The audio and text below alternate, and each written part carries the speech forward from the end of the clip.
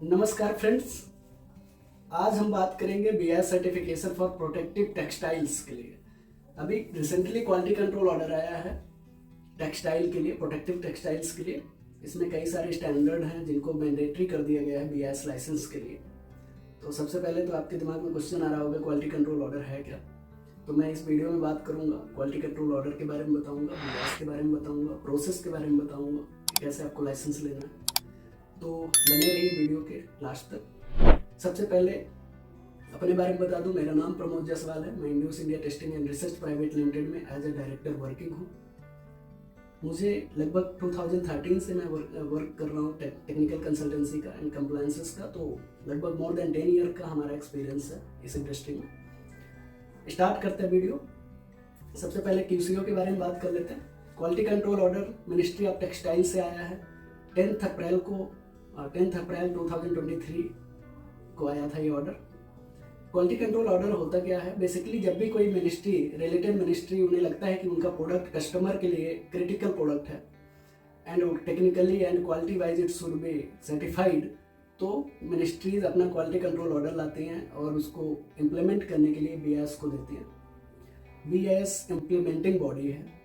BIS के बारे में बताऊं तो ब्यूरो ऑफ इंडियन स्टैंडर्ड, ये national standard body of India है जो थर्ड पार्टी एश्योरेंस कवर करती है बीआईएस कस्टमर एंड मैन्युफैक्चरर के बीच में।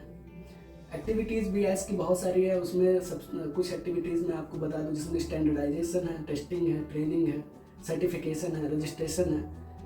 ये सारी एक्टिविटीज़ बीआईएस परफॉर्म करती है। तो प्रोडक्ट कौन कौन से इसमें इंक्लूड हुए हैं और क्या इम्प्लीमेंटेशन डेट है, सबसे पहले मैं आपको ये बता दूं। अब ये 10 अप्रैल 2023 में ऑर्डर आया था और इसका अमेंडमेंट के लिए जो गाइडेंस आई थी 24 मई 2023 में, और as per this guideline extended quality control order जो इम्प्लीमेंटेशन डेट थी वो 7 अक्टूबर 2023 थी। इसका मतलब यह हुआ कि 7 अक्टूबर 2023 से जितने भी प्रोडक्ट इस क्वालिटी कंट्रोल ऑर्डर के अंदर कवर्ड हैं वो सारे मैंडेटरी हैं। और इसके बाद आप इसका 7 अक्टूबर के बाद से कोई भी मैन्युफैक्चरर विदाउट लाइसेंस मैन्युफैक्चरिंग करेगा तो वो इलीगल है। फॉरेन मैन्युफैक्चरर के लिए आपका कस्टम में क्लियरेंस में प्रॉब्लम आएगी। यदि आप कस्टम में कोई भी प्रोडक्ट मंगाते हैं तो उसमें कस्टम क्लियरेंस नहीं होगा। तो हमने बताया कि ये 7 अक्टूबर 2023 से इम्प्लीमेंटेड है। इसमें प्रोडक्ट कौन कौन से इंक्लूड हैं हम उसकी बात करते हैं। तो सबसे पहला प्रोडक्ट इसमें इंक्लूड है कर्टेन एंड ड्रैप्स। ये 15 IS 15741 के अंदर आता है। इसका बेसिकली जो स्टैंडर्ड है वो resistant to ignition of curtain and drapes है। सेकेंड स्टैंडर्ड जो है वो upholstered composite used for non domestic furniture, IS number 15768 है। ये भी रेजिस्टेंस टू इग्निशन के लिए है। थर्ड स्टैंडर्ड है protective clothing for fire fighters, IS standard है 16890 और इसका जो टाइटल है protective clothing for fire fighter. Fourth standard है protective gloves for fire fighters, ये IS 16874 है। फिफ्थ स्टैंडर्ड है protective clothing for industrial worker expose to heat, तो इसका IS है 15748। एंड सिक्स्थ स्टैंडर्ड है clothing made of limited flame spread material and material assemblies afford protection against heat and flame, तो इसका IS है 15742। Seventh standard है high visibility warning cloth, इसका IS standard है 15809। एट्थ स्टैंडर्ड है protective clothing for use in welding and allied process, IS standard है इसका 16655। Ninth standard है प्रैक्टिकल 3 पॉइंट स्लिंग, इसका IS स्टैंडर्ड है 16725। 10th स्टैंडर्ड इसमें कवर्ड है pouch of ammunition and grains made of destructive pattern nylon 66, IS standard है 16726। 11th standard है bullet resistant jacket, इसका IS स्टैंडर्ड है 17051। एंड 12th स्टैंडर्ड है water proof multipurpose rain poncho, इसका standard है 17286। ये वाटर प्रूफ मल्टीपर्पज़ रेन पोंछों के लिए है। तो ये 12 स्टैंडर्ड्स हैं जो अभी बीएस ने मैंडेटरी कर दिया है 7 अक्टूबर के बाद। इसमें यदि आप मैन्युफैक्चरिंग करते हैं तो विदाउट लाइसेंस आप मैन्युफैक्चरिंग करेंगे तो इलीगल एक्टिविटी होगी। फॉरेन मैन्युफैक्चरर का तो वैसे भी क्लियरेंस नहीं मिलेगा, कस्टम क्लियरेंस में प्रॉब्लम आएगा। अब हम नेक्स्ट बात करते हैं कि मैंडेटरी तो हो गया, पर बीएस का लाइसेंस किसे मिलेगा, कैसे मिलेगा। तो सबसे पहले तो बीएस का लाइसेंस के लिए एलिजिबिलिटी क्राइटेरिया ये है कि आपके पास मैन्युफैक्चरिंग यूनिट होनी चाहिए, टेस्टिंग फैसिलिटी होनी चाहिए, in house testing quality control के लिए इम्पॉर्टेंट है, और आपके पास टेस्टिंग के लिए क्वालिफाइड इंजीनियर होना चाहिए।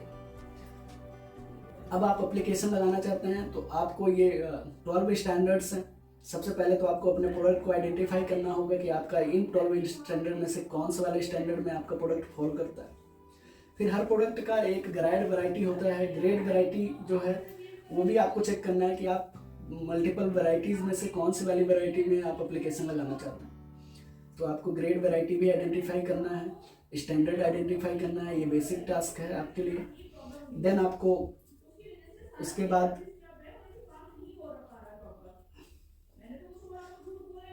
बाद आपका स्कोप, जो ग्रेड वैरायटी आप डिसाइड करेंगे उससे स्कोप ऑफ लाइसेंस डिसाइड होगा।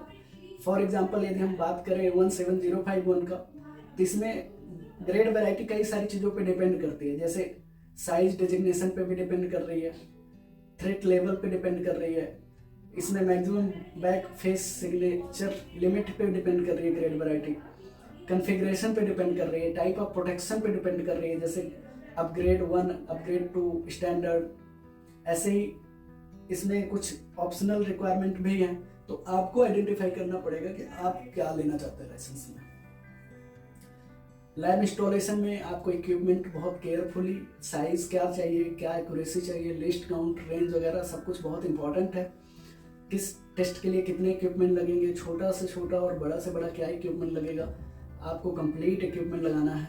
उसके बाद ही एप्लीकेशन के लिए प्रोसेस करना है। डॉक्यूमेंट्स की बात करें, डॉक्यूमेंट्स में आपको 2 तरह के डॉक्यूमेंट हैं। एक आपकी कंपनी का KYC होगा जिसमें GST है, प्रीमाइसेस डॉक्यूमेंट है, MOA है, AOA है, उद्यम रजिस्ट्रेशन है, ये पार्टनरशिप डीड है।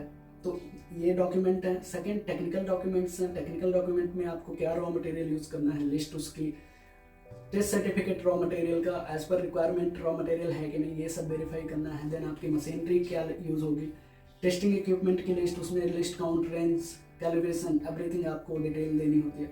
देन आपको प्रोसेस क्या है, मैन्युफैक्चरिंग का प्रोसेस क्या है, process flow chart, drawing, equipment की ड्राइंग भी चाहिए। तो इस तरह के और भी बहुत सारी चीज़ें हैं जो आपको टेक्निकली प्रिपेयर करना होगा। देन आप एप्लीकेशन सबमिट कर सकते हैं। फॉरेन मैन्युफैक्चरर के लिए AIR भी इम्पोर्टेंट होता है।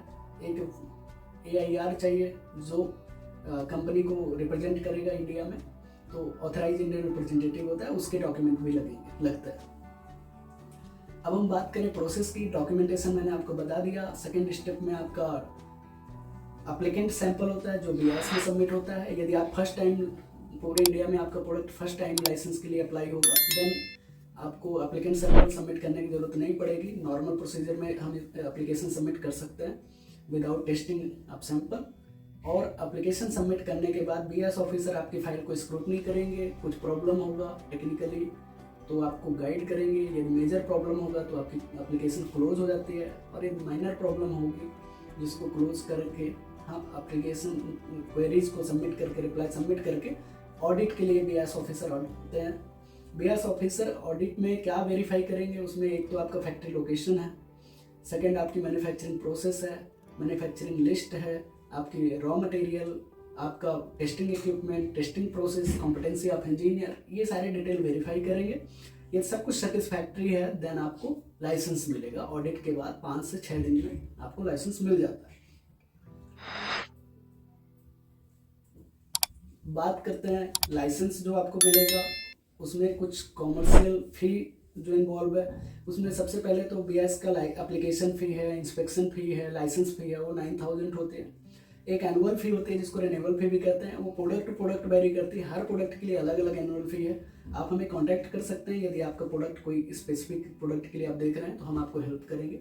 टेस्टिंग चार्जेस जो है वो भी प्रोडक्ट पे डिपेंड करेगा और लेबोरेटरी पे डिपेंड करेगा, तो वो भी आपका अलग अलग प्रोडक्ट के लिए अलग अलग लैब एंड अलग अलग टेस्टिंग चार्जेस होगा।